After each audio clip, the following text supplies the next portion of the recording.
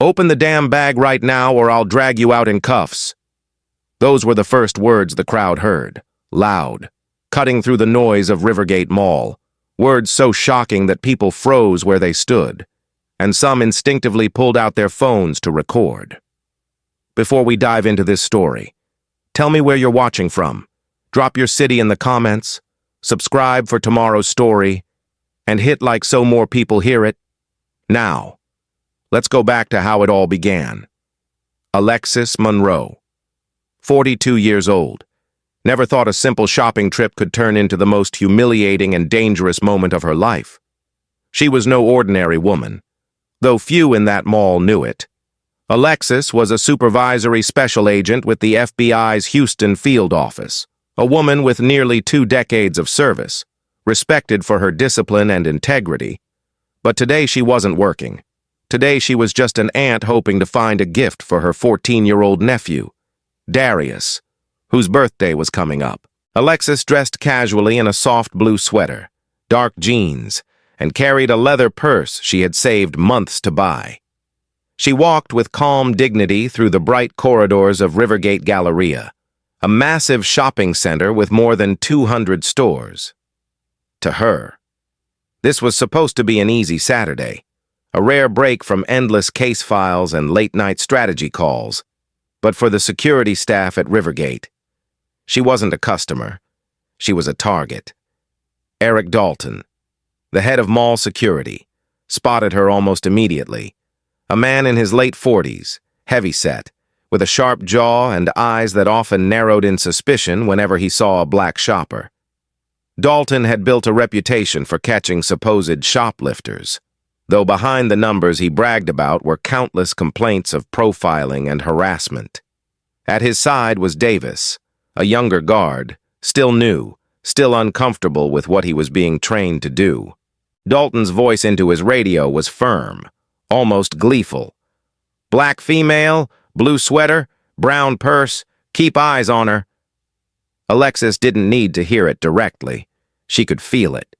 2 decades in law enforcement had sharpened her instincts, and she knew when she was being shadowed.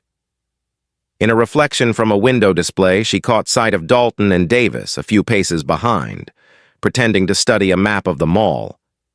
Her jaw tightened, but she chose to breathe through it. She had been followed before. She had been doubted before, and though it always stung, she refused to let it control her.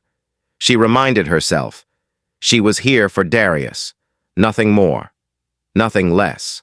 Still, each step grew heavier.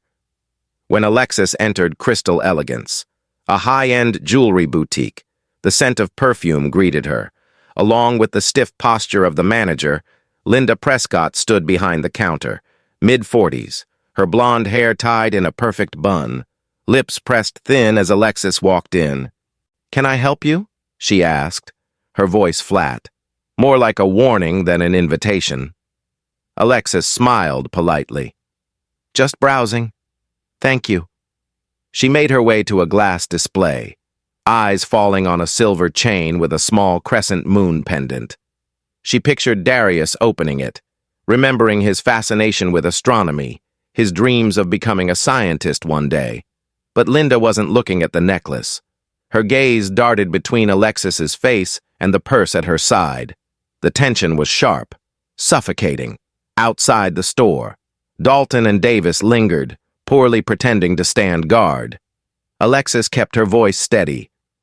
"I'd like to see that necklace, the one with the crescent moon." Linda hesitated, her fingers fumbling with the keys, as though opening the case for this customer was some dangerous act. When she finally placed the necklace on the counter, Alexis leaned closer, admiring the fine details, the shimmer of light across its delicate surface. "This would be perfect," she began, but Linda cut her off sharply, her voice rising. "Before we go any further, I need to see inside your bag."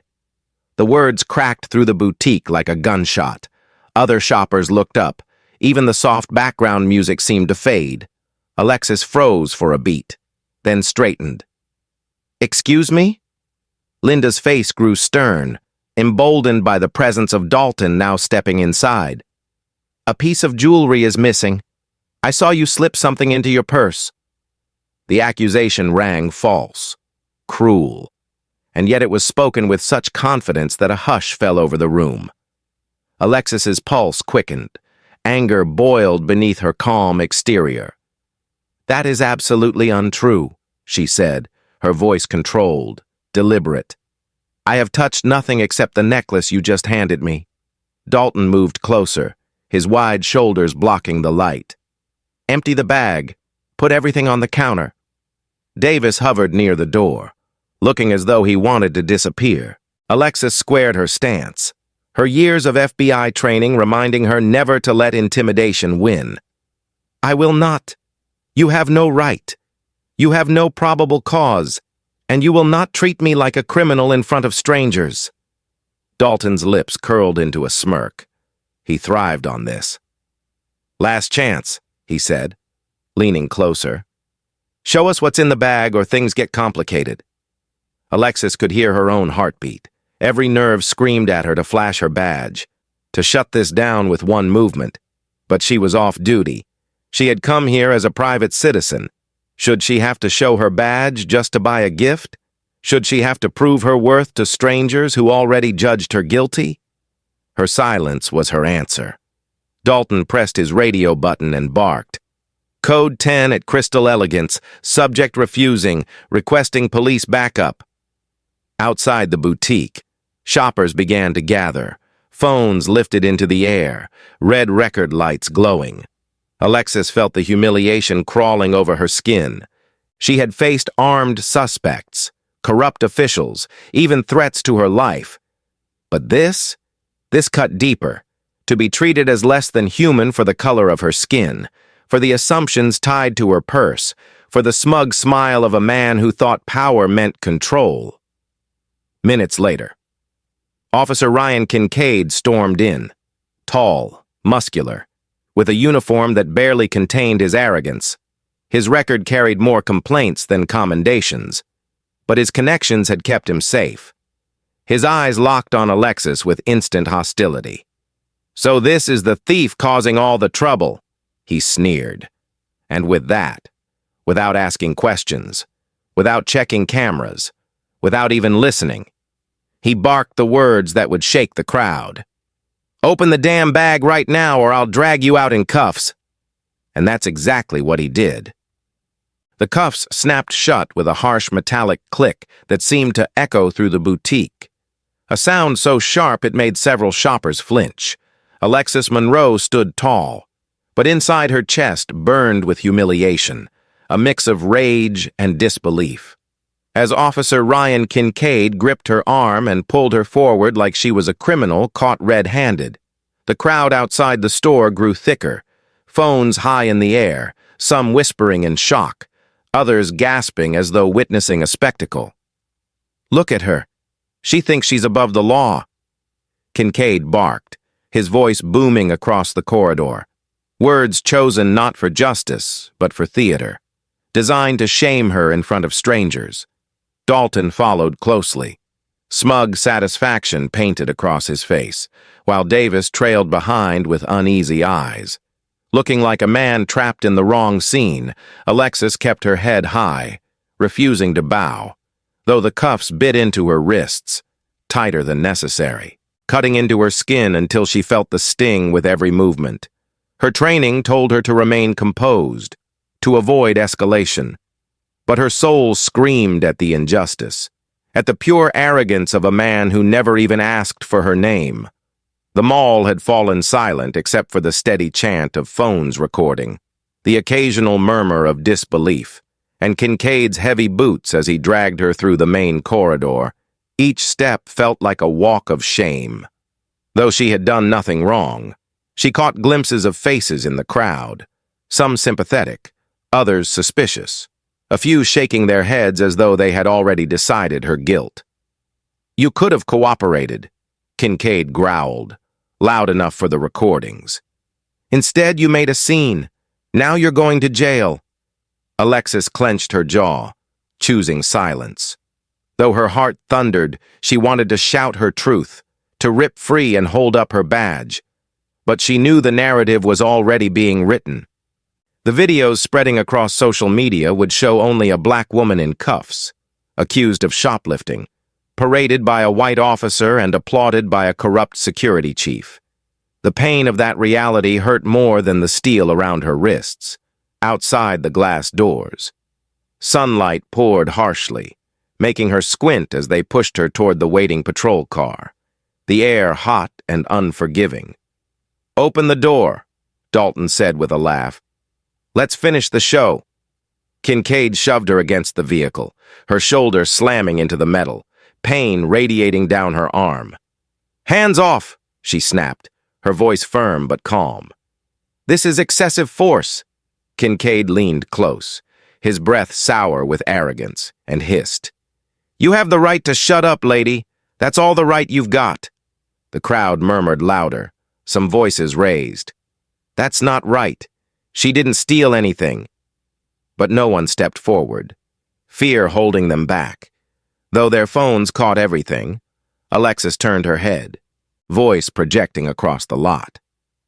"Every second of this is being recorded. Officer, are you sure you want to continue?" The words struck, because for the first time Kincaid's eyes flickered with doubt, but he covered it with another shove, trying to force her into the back seat. Alexis's resolve hardened, and that was the moment she decided the humiliation would not define her. It would fuel her. But before the car door shut, she spoke words that froze the air, words that shifted the tone of the entire crowd. "My name is Alexis Monroe, Supervisory Special Agent with the Federal Bureau of Investigation, badge in my front pocket, which you ignored before you assaulted me." The parking lot erupted in gasps, the crowd surging closer, voices shouting, "She's FBI! She's an agent! Check her badge!" Kincaid's smirk faltered. Dalton stiffened. Even Davis took a step back, his conscience fighting his orders. "Nice try."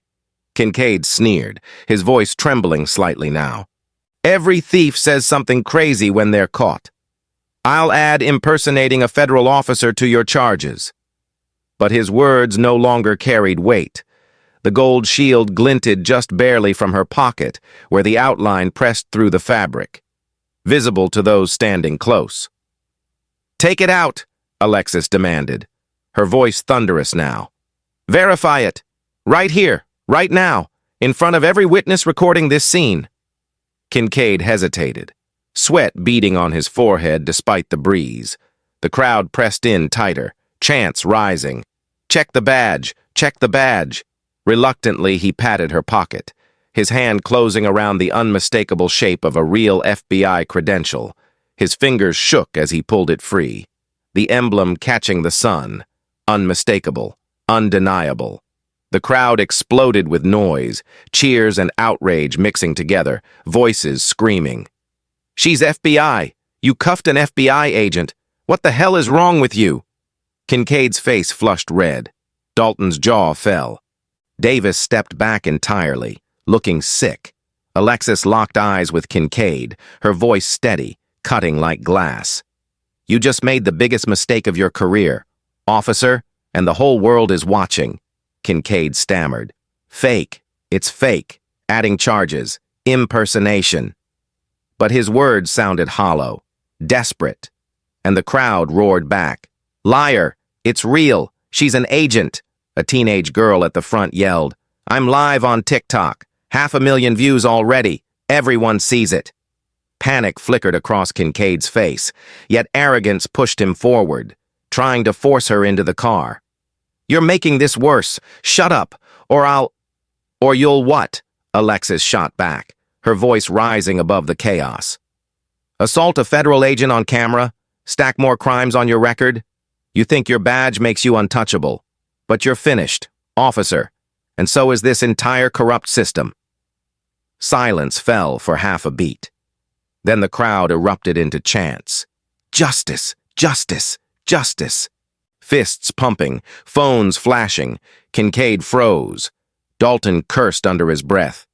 Davis turned and walked away, no longer willing to be part of it. Alexis stood tall despite the cuffs cutting her wrists, the sunlight blazing down on her. And in that moment, though humiliated, though aching, she looked like what she truly was, a woman of authority, a woman of courage, a woman who would not break. Her humiliation was real, but it was only the beginning, the spark that would ignite a fire none of them could control. Alexis Monroe spent the night replaying every second of what had happened, the cuffs on her wrists, the officer's sneer, the crowd's gasps, and the humiliation that cut deeper than any physical wound. She sat at her kitchen table with ice pressed to her shoulder, the soreness from being shoved into the patrol car still lingering, her badge lying in front of her like a silent witness. The truth was simple. She had been targeted, profiled, and publicly shamed. Yet she was the one with years of training, with authority, with a sworn duty to uphold justice. And she knew she could not let it end there. The next morning, her phone lit up with messages, texts from colleagues at the FBI, whispers of disbelief, and links to videos that had already gone viral. One clip from Sofia Alvarez, a 19-year-old college freshman, had spread across TikTok and Twitter like wildfire, showing every moment from Dalton's first accusation to Kincaid pulling out her badge, racking up over 12 million views in less than 48 hours. The hashtag Justice for Monroe trended nationwide. Celebrities retweeted it. Pastors preached about it on Sunday morning. And for the first time in her career, Alexis saw her private humiliation turn into a public movement. But virality was not enough. Not when the official police report still painted her as a hostile subject suspected of theft. A narrative that, if left unchallenged, could destroy her credibility. That was when Naomi Brooks walked into her life like a storm. A civil rights attorney with fire in her voice and steel in her eyes, known across Houston for standing up to crooked officers and biased judges. She placed the thick police report on the table and said flatly, "This is trash. Alexis, this isn't a mistake. It's a cover-up. And if you let them, they'll bury you under it." Alexis leaned back, exhaustion etched in her face. "I've fought criminals, terrorists, corrupt politicians. But I've never been on this side of the table. Naomi, I know the system, and I know how ruthless it can be when it's protecting its own." Naomi tapped the paper hard with her finger. "That's why we fight back. Not quietly, not behind closed doors, but loud, public, undeniable. They think you'll be too humiliated to stand up. Prove them wrong." Alexis felt the words ignite something inside, the same fire that carried her through 18 years of service, the same determination that made her an agent in the first place. She nodded slowly. "Then we start today." While Naomi drafted motions for a civil rights lawsuit, Alexis called an old contact, Marcus Reed, a journalist with the Houston Chronicle, a man she trusted even when the truth was ugly. Marcus met her in a diner, recorder on the table, coffee growing cold as he listened to her story. "Alexis, I've followed ClearPath for months, the company tied to these probation schemes, and every road leads back to this mall, to Dalton, to officers like Kincaid. But I never had proof this strong. Not until now."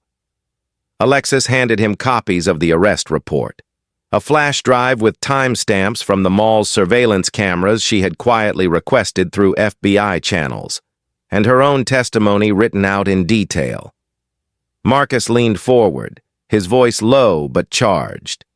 "You're not just another victim, Alexis. You're an FBI agent.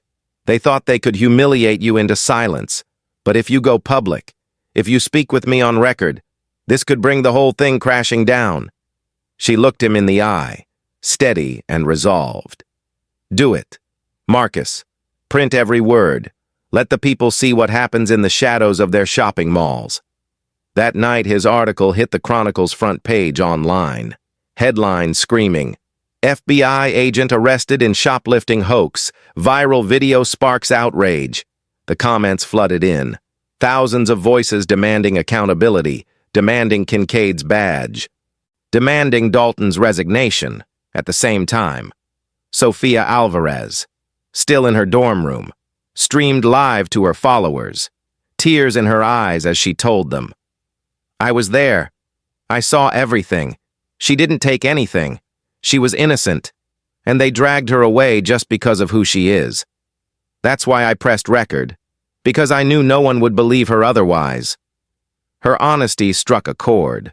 Her live stream shared millions of times, turning her into an accidental activist, a young voice amplifying Alexis's truth to an audience far larger than she ever imagined.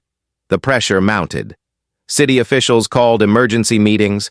Protesters began gathering outside Rivergate Mall, chanting, "Justice for Monroe," holding signs with Alexis's name and face. Dalton doubled down, releasing a statement calling her combative and non-compliant. But his words only fueled the anger, because the videos told a different story. Meanwhile, Kincaid kept his head down, avoiding reporters. But whispers circulated inside the police department that his record was under review, that complaints long buried might finally see daylight. Alexis, though, was not celebrating. She knew this was only the beginning, because when you push back against corruption, it pushes harder, and true to form. 2 nights later, she found the word traitor spray-painted in red across her garage door. Her car windshield smashed, the message clear, "Stop digging," or face the consequences. She stood in the driveway with Naomi beside her, police lights flashing, but Alexis refused to flinch. "They think intimidation will work, Naomi, but all they've done is prove my point." Naomi crossed her arms. "Good. Let them come. Because now the entire city is watching, and every scare tactic will only tighten the noose around their necks." Alexis nodded, her heart pounding but her resolve unshaken. She had been humiliated. Yes, but humiliation had turned into momentum, momentum into action, and action into a movement that was bigger than her. She was no longer just Alexis Monroe, the aunt buying a gift. She was Alexis Monroe, the agent who would tear the mask off a system built on profiling and profit, as she prepared her testimony. As Marcus dug deeper into ClearPath's financial ties, and as Sophia's clip reached nearly 20 million views, Alexis knew one thing for certain: the fight was far from over. But for the first time, she wasn't fighting alone. The deeper Alexis Monroe and her allies dug, the darker the truth became. Late nights turned into early mornings as stacks of reports, spreadsheets, and transcripts piled up on her dining room table, a command center of sorts where Naomi Brooks, Marcus Reed, and even Sophia Alvarez huddled with laptops glowing into the night. Alexis had always known corruption could weave itself into institutions, but even she was shaken by the scope of what they uncovered. ClearPath Supervision Services, a private company contracted to handle probation monitoring in Houston and surrounding counties, had been pulling in millions by exploiting vulnerable people arrested on the flimsiest of charges, and the mall where she had been humiliated, Rivergate Galleria, was ground zero for a scheme that looked less like security work and more like organized crime dressed in uniforms. Marcus traced 2 years of arrest records tied to Officer Ryan Kincaid and the mall security team led by Eric Dalton, and what emerged was staggering. 326 arrests, nearly 89% of them Black or Latino shoppers, and of those, more than 74% had been funneled into probation under ClearPath, paying monthly fees that ballooned into thousands of dollars, all for petty charges like trespassing, loitering, or in Alexis's case, shoplifting without evidence. Naomi leaned over the numbers one night, her voice sharp. "This isn't random bias, Alexis. This is a machine, a conveyor belt feeding human beings into a profit engine, and they've been running it unchecked for years." Alexis rubbed her temples, exhaustion weighing heavy, but her resolve deepening. "And they thought they could do it to me, publicly, like I was just another statistic. But they picked the wrong target." Sophia, wide-eyed, scrolled through social media feeds showing others sharing their stories. Look at this. Hundreds of people are coming forward, posting about times they were followed, harassed, even arrested here at Rivergate. It's like everyone was waiting for someone to break the silence. Marcus nodded grimly. And with your video, Alexis, you gave them the courage. Now it's pouring out, and the city council can't ignore it anymore. The evidence became undeniable when Marcus received a leaked email chain between Dalton and a ClearPath executive, Robert Lang himself, boasting about keeping the numbers steady and meeting monthly quotas. Language that sounded less like public safety and more like business contracts. Naomi slammed her fist on the table. Quotas. They're literally admitting to setting targets for human lives. This is racketeering. Alexis, this isn't just corruption. This is federal crime territory. Alexis sat back, breathing deep, the weight of it all pressing on her. Then we take it federal. We gather everything. We make sure no one can spin this as isolated. And when we go public, we go big. But going big carried risks. And soon the pushback escalated. An unmarked car lingered outside her house at night. Her mailbox was ripped out of the ground. And one morning Marcus found his tires slashed. A crude note on his windshield that read, "Shut up or bleed." Sophia received anonymous messages online calling her a liar, threatening her family.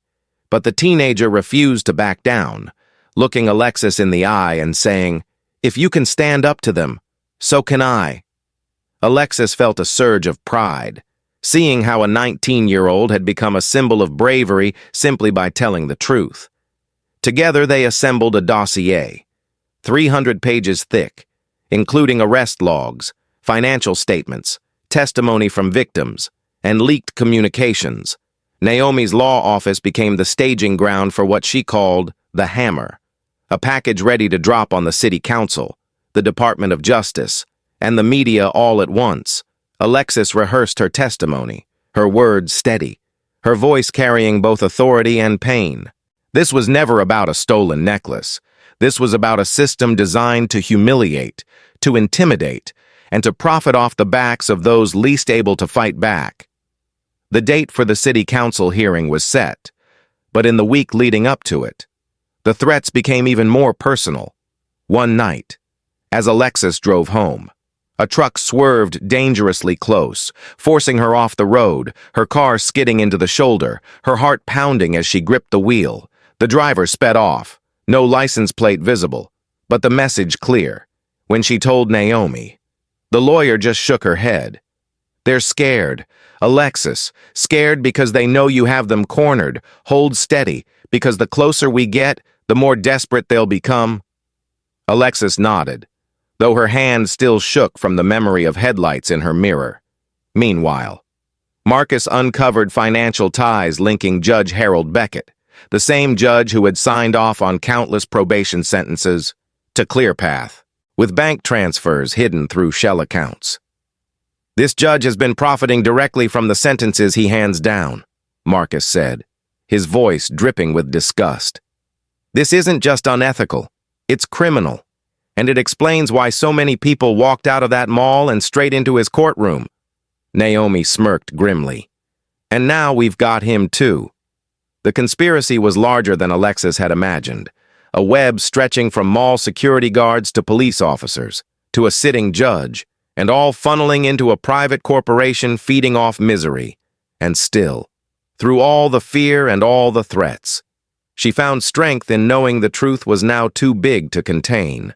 On the eve of the council hearing, Alexis sat with Darius, her nephew, who asked in a small voice, "Auntie, why are they so mean to you? Why do they think you're bad?" She hugged him tight, swallowing the lump in her throat. "Because sometimes people in power forget they're supposed to protect, not harm. But I promise you, we're going to change that." And in that moment, she knew the fight was no longer about her humiliation. It was about every family who had been forced to choose between paying ClearPath's fees or going to jail. Every young man handcuffed for no reason. Every woman accused of theft because of her skin. As dawn broke the next morning, Alexis stood ready, her dossier in hand, her allies by her side, knowing that the truth they carried was a weapon sharper than any sword, and tomorrow they would swing it in the full light of day. The week before the council hearing turned into a storm of intimidation that tested every fiber of Alexis Monroe's resolve. It began with the spray paint across her garage door, the word traitor in dripping red letters that glowed under the streetlights like a scarlet warning. And when she stepped outside with Naomi Brooks beside her, the neighbors gathering in hushed worry, she could feel the fear pressing in, but also the defiance rising inside. Alexis called the vandalism in, knowing full well the local police would treat it as minor, perhaps even laugh about it in their patrol cars. Yet she filed the report anyway, a breadcrumb in the trail of harassment she was determined to expose. The next day, Marcus Reed, the journalist, found his tires slashed, the rubber shredded clean through, with a crude note stuck under his wiper that read, "Shut up or bleed." The ink smeared as if written in haste, but the message unmistakable. Marcus simply showed Alexis the paper, his face tight but his voice calm. They're desperate, and when men like Dalton and Kincaid get desperate, they make mistakes. That's when we get them. Sophia Alvarez, too. The 19-year-old whose live stream had turned into the rallying cry of a city, began receiving anonymous threats online, messages saying she would regret ever posting, that her family's address was known, that she should stay quiet if she wanted to be safe. She showed Alexis the texts, with her hands shaking, but her voice steady. "I'm not deleting it. I'm not backing down, because if I'm scared into silence, then they win, and I'm not letting them win." Alexis put a hand on her shoulder, pride swelling even in the middle of fear. "You're braver than most adults I know, Sophia, and you're not alone. You've got me, you've got Naomi, and you've got a city behind you." But the most chilling threat came 2 nights later when Alexis was driving home from a late meeting with Naomi, the road nearly empty, her headlights cutting through the dark, when suddenly a black pickup swerved into her lane, forcing her toward the shoulder, the horn blaring, the tires screeching as she fought to keep control. For a terrifying moment she thought this was it, that the corruption she was fighting had decided to silence her with steel and speed. But she managed to grip the wheel, her car shuddering as it skidded to the side. Stopping inches from a guardrail, the truck roared off into the night without a plate, the taillights vanishing like ghosts, leaving Alexis gripping the wheel with white knuckles, her heart pounding so hard she thought her chest might crack when she told Naomi the next morning. Her lawyer simply shook her head grimly. "That wasn't random, Alexis. That was a message, but you can't let it work, because if you quit now, everything they've done becomes invisible again." Alexis nodded, though her hand still trembled when she lifted her coffee cup. The fear real, but the fire greater. Meanwhile, Marcus uncovered more damning evidence, tracing wire transfers that showed Judge Harold Beckett, the man who had overseen hundreds of ClearPath probation sentences, had received more than $300,000 in consulting fees from shell companies tied directly to Robert Lang, the CEO of ClearPath, and the revelation hit Alexis like a blow to the gut, not because it surprised her, but because it confirmed how far the rot reached. "This isn't just a few bad actors," Marcus muttered, tapping the spreadsheet with his pen. "This is a racket. Alexis, a racket protected by robes and badges." Naomi leaned across the table, her eyes fierce. "And when we take this to the council, we don't just accuse Dalton or Kincaid. We accuse the whole machine. We accuse the judge, the company, the system. We lay it bare so no one can deny it." Alexis breathed deep, feeling the weight of it all pressing on her, but also the righteousness of the cause lifting her shoulders. Because for once, she wasn't walking alone. Across Houston, protests grew louder, crowds gathering outside Rivergate Mall with signs that read, "Justice for Monroe" and "Shut down ClearPath." their chants echoing off the walls of the glass building, while shoppers inside whispered nervously, some vowing never to return, others filming the demonstrations to share online. The mall's leadership panicked, issuing press releases calling the protests disruptive. But every word only fueled the outrage, because the truth was out. The videos were undeniable, the stories multiplying every day from victims who had been silenced too long. And yet, in the midst of the noise, Alexis faced quiet moments of doubt, sitting alone at night staring at her badge on the table, asking herself how the system she swore to uphold could become so warped, asking if exposing it would cost her everything she had built. But then Darius, her 14-year-old nephew, walked into the room with his homework in hand, looked at her bruised shoulder and whispered, "You're still my hero." And the doubt shattered, replaced with a determination so fierce she could almost taste it. Alexis realized then that the threats, the vandalism, the truck on the highway, they were signs not of her weakness, but of her strength, because only a strong enemy draws such desperate attacks. And so she pressed forward, meeting with Naomi to finalize the testimony, rehearsing every sentence, making sure the evidence was airtight, making sure her voice would not crack when she stood before the city council. Naomi reminded her, "They'll try to twist your words. They'll try to paint you as angry, unstable. But you hold steady. Alexis, you let the facts do the talking, and you remember that behind you are thousands of voices who finally feel seen." As the date drew near, Alexis noticed something else, the support swelling. Neighbors leaving food at her door, strangers sending letters of encouragement, retired officers calling her to say they believed her, one even mailing her his old badge with a note that read, "For justice, not profit."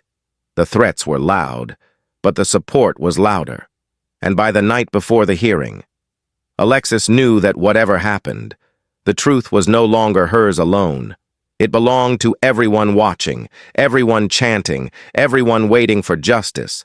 And as she stood before the mirror that night, straightening her blazer, the cuff marks on her wrists still faintly visible, she whispered to her reflection, "They tried to silence me, but tomorrow, I speak for all of us." The morning of the city council hearing felt less like a civic meeting and more like the opening scene of a trial the whole world was waiting for. The chamber overflowed with people pressed shoulder to shoulder, signs waving outside, chants of justice for Monroe shaking the glass windows as Alexis Monroe walked through the front doors with Naomi Brooks on one side and Marcus Reed on the other. Her heart steady despite the camera flashes bursting like fireworks in her face. She wore a navy blazer, her FBI badge clipped openly to her pocket, no longer hidden, no longer silent, a symbol of authority that no one could deny. The council members shuffled papers nervously on the dais, aware that the entire proceeding was being streamed live to millions, while behind Alexis sat rows of citizens, protesters, even off-duty officers who wanted to see accountability at last. Dalton sat stiff in a corner, his jaw tight, beads of sweat forming on his forehead, while Officer Ryan Kincaid leaned back in his chair with forced arrogance, arms crossed, as though daring anyone to challenge him. But his eyes betrayed unease. Darting to the crowd that booed at his very presence, Judge Harold Beckett had been subpoenaed, his black robe absent today, replaced with a gray suit that seemed to sag under the weight of his reputation crumbling. And Robert Lang, the CEO of ClearPath, sat at a separate table with his attorneys whispering frantically in his ear, their faces pale as if they already sensed the empire built on quotas was about to collapse when Alexis's name was called. The room erupted in applause, the sound rolling like thunder, and the council chair had to pound the gavel for silence before she could even take the oath. She stood straight, her voice calm but resonant, carrying across the chamber. "I came here not as a victim, but as a witness to a system that has betrayed the very people it was sworn to protect. And I will present evidence today that proves Rivergate Mall security. certain members of the Houston Police Department, a sitting judge, and a private corporation have conspired for profit at the expense of justice. The silence afterward was absolute. Every ear straining for the next word, Naomi handed her a thick dossier, and Alexis began methodically, walking the counsel through the numbers. The 326 arrests over 2 years, the 89% targeting Black and Latino shoppers, the 74% funneled directly into ClearPath probation programs. She lifted a printed email projected onto the screen behind her. Dalton's words visible to all. Keep the numbers steady. Meet the monthly quotas. Remember our partners depend on us. Gasps filled the chamber, reporters scribbling furiously, cameras zooming on Dalton's pale face as he muttered, "That's not real. It's taken out of context." But the evidence was undeniable. Alexis continued, presenting financial records Marcus had uncovered, transfers from ClearPath shell companies to Judge Beckett's accounts, nearly $300,000 labeled as consulting fees, and the council erupted in shouts, members demanding explanations, Beckett stammering, his face red. Those were legitimate side agreements, but the crowd roared back, "Liar! Liar!" drowning him out until the gavel slammed again. Then came the climax. A recording played over the speakers. Kincaid's own voice captured in a meeting with Dalton, bragging about meeting quotas, about getting bonuses for each arrest, about how easy it was to pin something on people who looked like they didn't belong. The audio silenced even the loudest hecklers, his words chilling, undeniable, damning. Kincaid jumped to his feet, shouting, "That's doctored. I never said that." But before he could continue, 2 FBI agents in dark suits entered the chamber, stepping to Alexis's side, one holding up a warrant. "Officer Ryan Kincaid, you are under arrest for falsifying reports, obstruction of justice, and civil rights violations." The crowd exploded in cheers, cameras flashing wildly as Kincaid cursed and struggled, dragged from the room in handcuffs, the very sound of the cuffs snapping closed like poetic justice echoing against the walls. Dalton slumped in his seat, his own arrest warrant following moments later, federal agents guiding him out as his face drained of color, the chants of the protesters outside bleeding into the chamber. Justice, justice, justice. Judge Beckett sat trembling, his lawyers whispering frantically, while Robert Lang tried to rise and leave, only to be blocked by more agents presenting subpoenas and informing him he was now the subject of a RICO investigation. Alexis took a steady breath, her voice carrying once more. "What happened to me in this mall was not an accident. It was part of a system designed to humiliate, to intimidate, and to profit. But today marks the beginning of its end."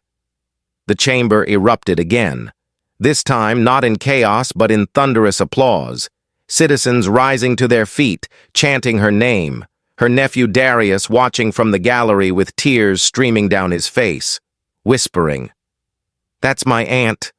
Naomi leaned over, whispering in Alexis's ear, "You did it. You brought it into the light. And once the light hits, the darkness can't survive." Marcus gripped her shoulder, his reporter's notebook forgotten in his excitement. "This story will shake the state, Alexis, and maybe the nation, because you proved what so many have known but couldn't prove." Alexis smiled faintly, not with pride, but with relief, because though she had faced humiliation, threats, and fear, she had stood her ground, and now the truth was out, too big to be buried, as the gavel closed the session. The council chair's words rang out. "This body will recommend immediate termination of all contracts with ClearPath, a full review of Rivergate Mall security, and referral of judicial misconduct charges to the state Supreme Court." And the room once more thundered with approval. Alexis walked out into the sunlight to find hundreds waiting, cheering, holding signs with her name, chanting her words back to her. "You picked the wrong target." And for the first time since that humiliating day in the jewelry store, She felt not the sting of injustice but the power of vindication. Yet she knew the fight was not finished, because corruption runs deep, and though some had fallen, others still lurked in shadows. But for now, she allowed herself to breathe, to stand tall, to know she had won the first great battle in a war for justice much larger than herself. 3 months later. Rivergate Mall no longer looked like the glittering temple of consumerism that once symbolized wealth and power. Its hallways were quieter. Many stores shuttered under investigation, security posts vacant where Dalton's team once stood, the echo of past corruption lingering in every corner. And for the community, it had become a cautionary monument of how greed and prejudice could rot even the brightest facade. ClearPath Probation Services had collapsed entirely after federal indictments, its CEO, Robert Lang, indicted on racketeering charges, its accounts frozen, its board dissolved, with headlines announcing the company's fall as one of the largest corruption scandals in Houston's history. Judge Harold Beckett had been removed from the bench in disgrace, disbarred, awaiting sentencing after pleading guilty to bribery and conspiracy. His name now synonymous with betrayal of justice, Ryan Kincaid sat in federal custody, his swagger gone, awaiting trial on multiple civil rights violations. The recordings of his crude boasts played over and over in courtrooms across the nation as evidence of systemic rot. Dalton, too, had traded his security uniform for a prison jumpsuit. The once arrogant enforcer now reduced to begging for leniency, while Davis, the younger guard who had shown hesitation, cooperated with investigators, testifying about the quotas and unlawful orders, earning himself a reduced sentence but carrying the lifelong weight of regret. For the victims, the fallout was bittersweet.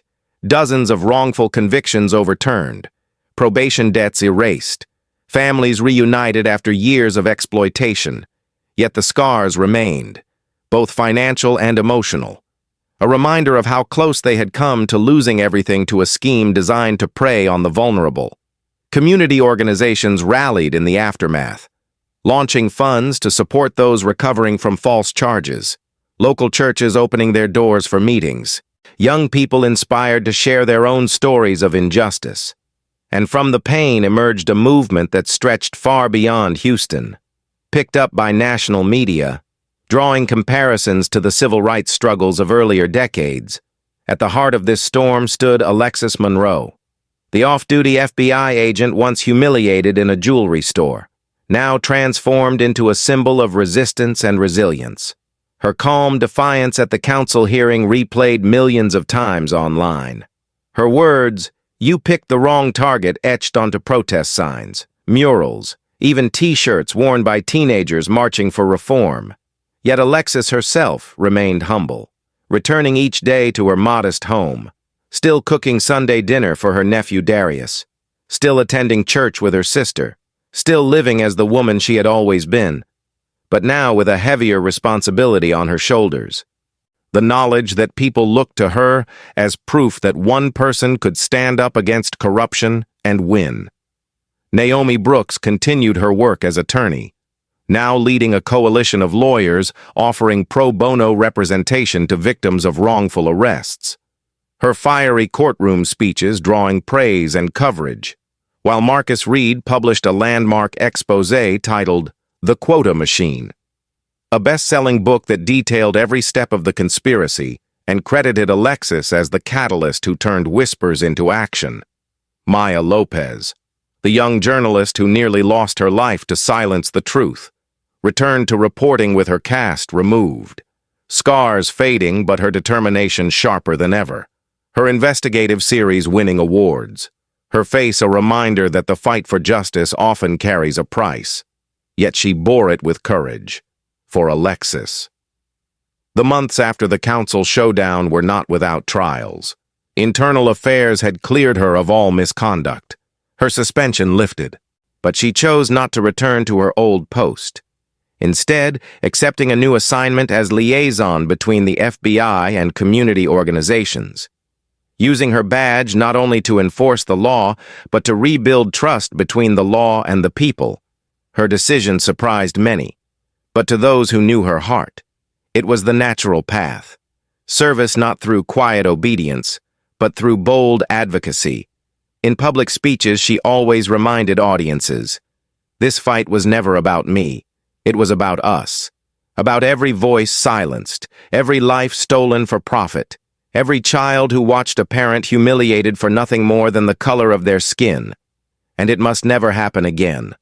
Her words resonated deeply, particularly among older Americans who remembered past battles for equality, who felt both heartbreak and hope in hearing her steady voice describe the struggle against yet another form of exploitation. On the one-year anniversary of her arrest, the city held a commemorative march at Rivergate Mall, now under new ownership, its management promising transparency and accountability. But it was the people who defined the day, thousands filling the parking lot, candles in hand, chanting not only her name, but the names of those wronged before her, a solemn reminder of the cost of silence and the power of truth. Alexis stood at the front, Darius beside her, his young voice joining the chants, his pride in his aunt unshakable, his future brighter because of the example she had set, as the sun dipped below the skyline, casting long shadows across the mall. Alexis whispered to herself words no one else could hear, words of closure. "I stood my ground, and we prevailed."